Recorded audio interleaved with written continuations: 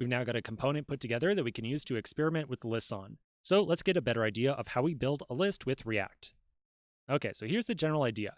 We're always going to start off with some array of records that we're going to want to represent on the screen in some fashion. So this might be an array of objects, where each object has maybe a name property.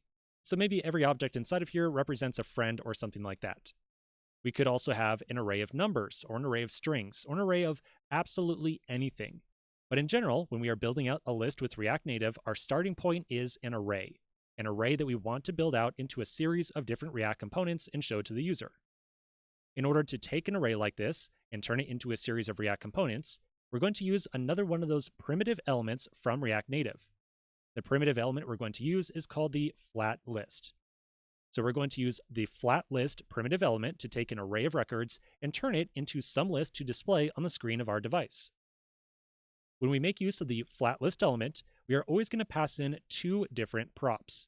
Remember, props are configuration options we specify when we write out a JSX element. The first required prop is called data. So we have to pass in an array of records that we want to turn into a collection of React elements to show on the screen.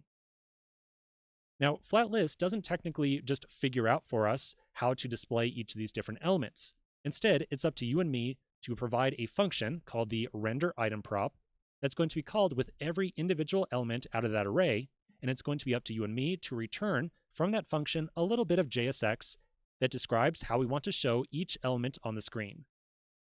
We'll see how to write that out in just a moment, because when I use words to describe that, it's a little bit confusing.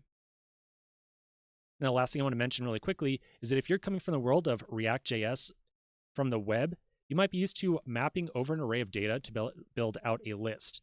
So in the React Native world, rather than doing that, we use the flatlist element instead.